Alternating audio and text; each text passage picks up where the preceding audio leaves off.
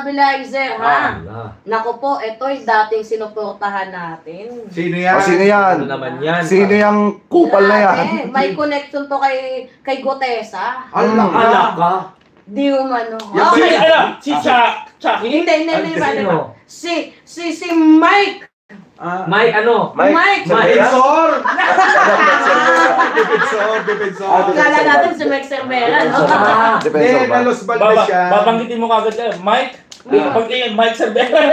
Ito ba yung Mike na taga Iloilo? Biglang natakot si Sir O Mike. taga Quezon? Ito ba yung taga Quezon? Dating congressman? Tumakbo mayor na talo ni Belmonte. Ni Belmonte? Oo. Yung tawag dito, ano to? Bibig. Ito ano to? Labi. O, di yung labi na may muka. Yun.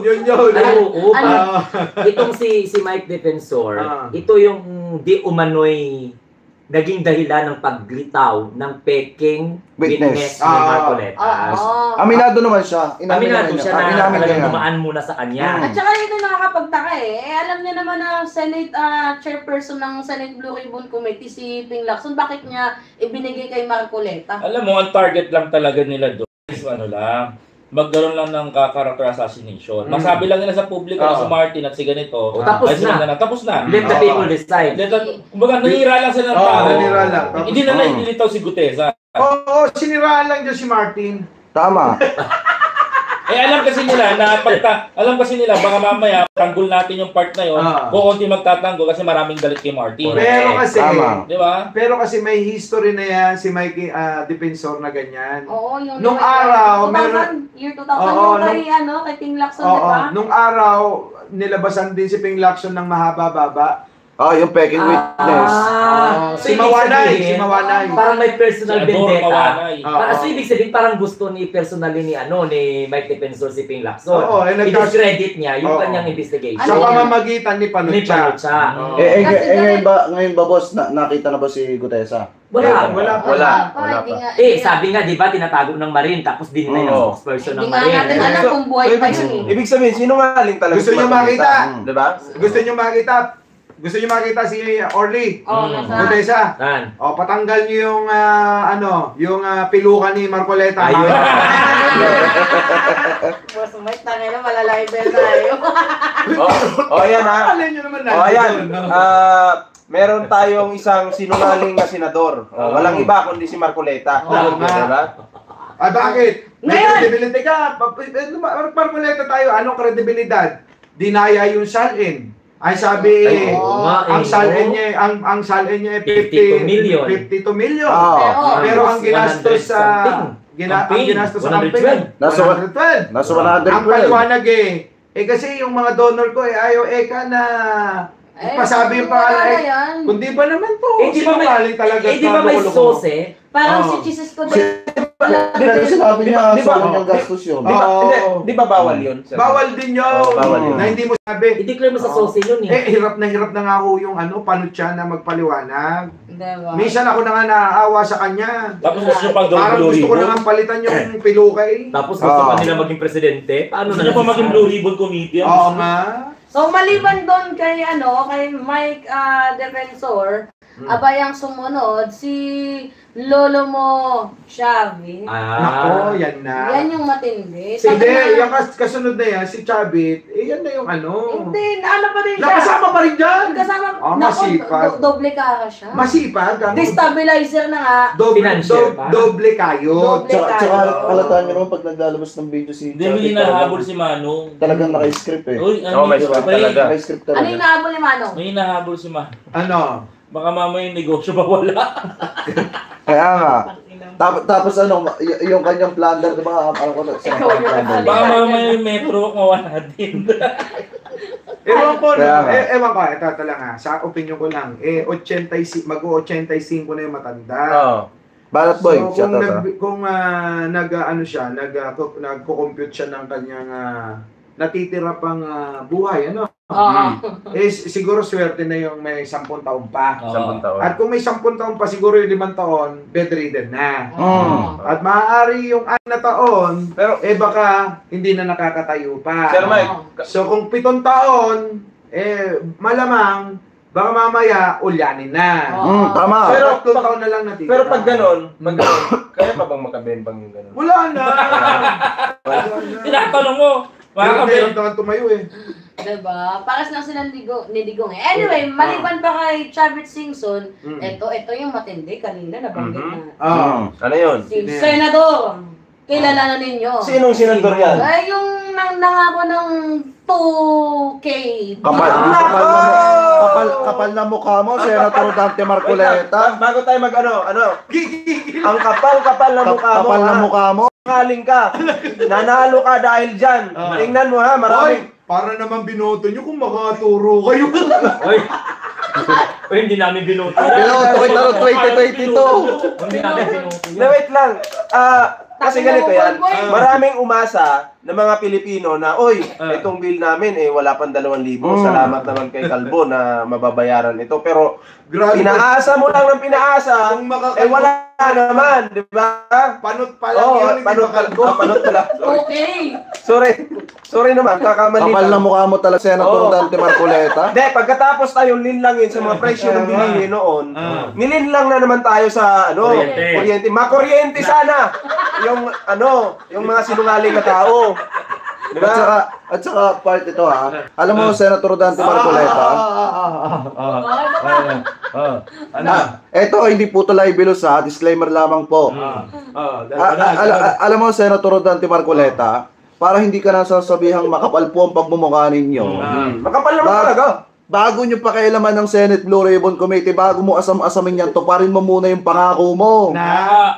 2,000 pesos, libreng kuryente pa mo ba? Hindi matutupad yun. Tanungin mo kung bakit Paano matutupad yun balak niyang taklasin pa sa kunin sa budget ng taong bayan. Kaya nga. Di ba naman anak-anak kalahati pusang lakiring, di ba? Huwag mong gamitin yung BAT.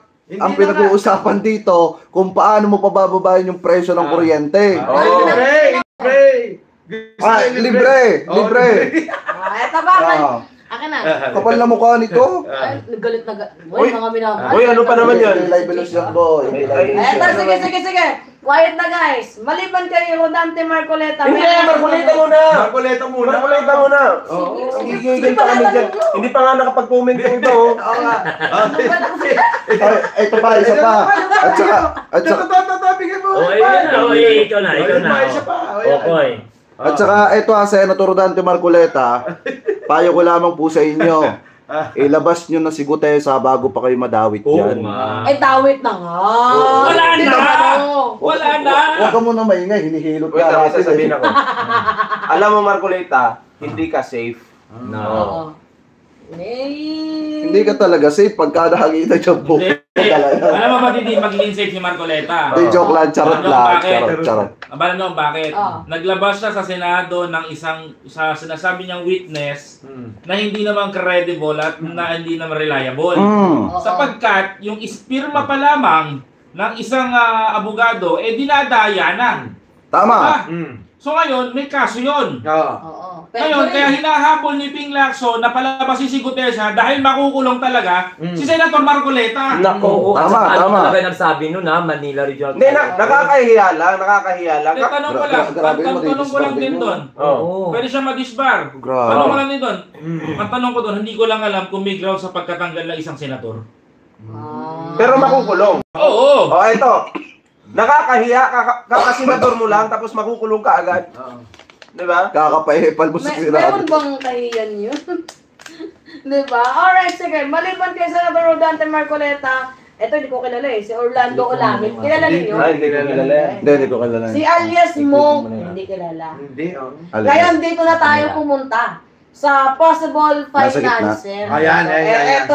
Wait lang guys, click ko lang to. Okay, sige. Ito guys pitpitin ninyo. Total, namumuho na to sa Ako mauna. Ako muna. Sige. Sa tingin mo, sino yung possible financer? Binanggit na nga niyan eh. The Who! The Who! Ang isang buhayang kongresista! Sino yan? Hulaan nyo, comment nyo yan. Yan ang mga Si pinag-expect. Pulong Duterte. Ang bilis mo naman, hindi pa naman pinainit. Kapal na Kasi mukha mo. sasabihin mo muna, sino yung na-issue na mahilig sa pokpok? Oo, nang bugbog. Kasi sino sa mga subscribers natin, ano ang English ng caption? Ano, next topic na ba to? Hindi hindi na, yun na. Corruption. Hindi, ano English ng corruption? May mali yan. May tamang dictionary. Pulong Duterte. Tama! Pulong Duterte. Yan yung totoong English ng corruption. Diba? Maliban pa dyan kay Pulong, yung kapatid hindi nagpatinag din. Kapal na mukha Sino? yung magkapatid kayo. Si Pipi Sara Duterte. Ipe. Bigay lang ako ng komento dyan. Bigay lang ako ng komento. Alam mo, Sara Duterte, pag may baha sa isang lugar, wala ka doon. Nawawala ka. Nagpa-party-party ka, happy ka, selfie, picture, tapos maya-maya buburahin mo, di ba? Ang kapal-kapal ng pagmumukha mo, kasing kapal ng taba mo sa katawan, di ba?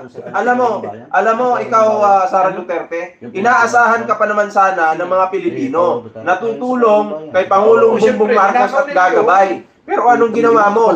Nagpapasarap ka lang sa buhay, ha? Pinapasahuran ka ng taong bayan. Boy, tama ang na, kapal ng pagmumukha mo. Boy, Manalamin ka nga. mo, boy. Ha?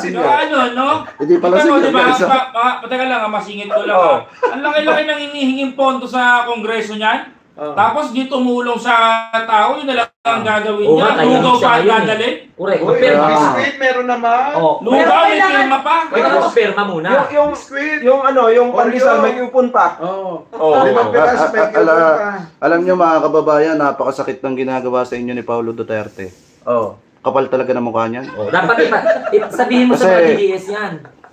Sabihin mo sa mga DDS para maliwanagan. Yung kasama namin kanina, si Tita, kung nanonood ka man Tita, ang kapal ng mukha ni Paulo Duterte. Uy, kala ko sasabihin mo, ang kapal ng mukha mo, Kasi Teka lang, bibigyan ka ng pokpok, no? kasi mga kababayan na ito, alam niyo kung bakit ko sinasabi makapal ang mukha? Yung perang ginagamit na pampondo para i-destabilize si PBBM galing sa bulsa ninyo. Exactly. Ako hindi ako nananawagan ng sedisyon. Pero kung magrarally kayo para patalsikin si PBBM, di ba dapat magrally na lang kayo para singilin si Paulo Duterte patungkol sa 51 billion? Teka lang. Bakit pa sisingilin?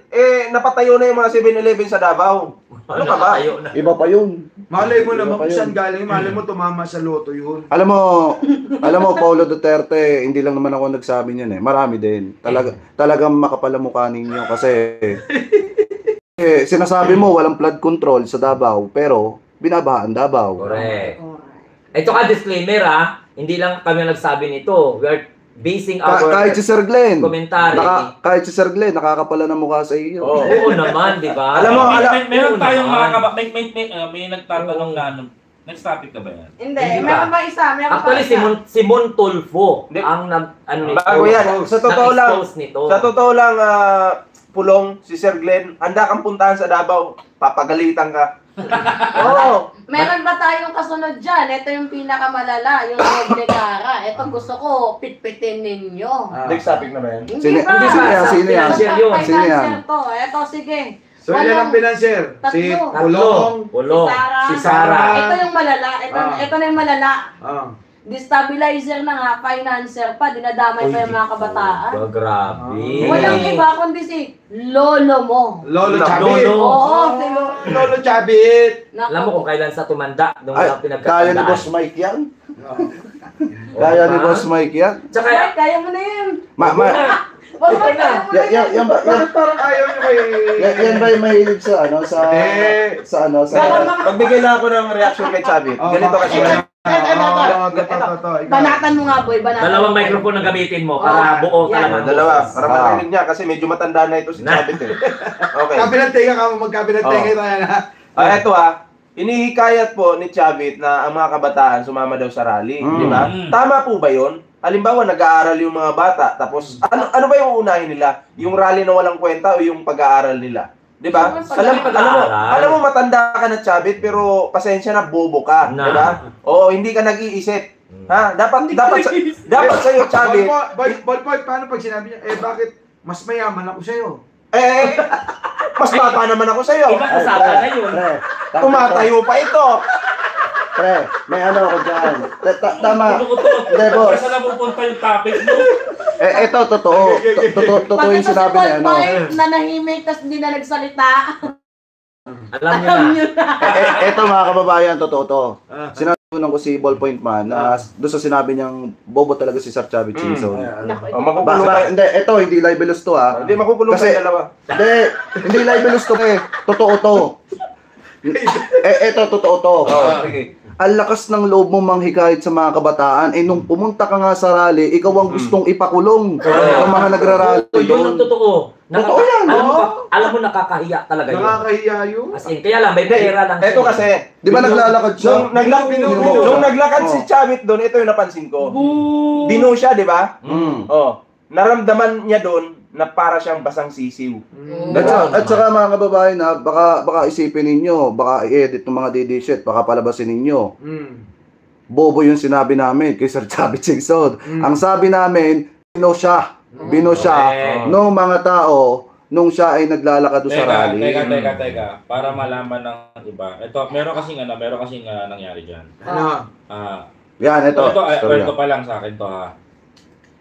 Ang kwento ng mga tropa na sikat ay di umano ay nagbayad at nagpipinance itong si Christmas season. Nako.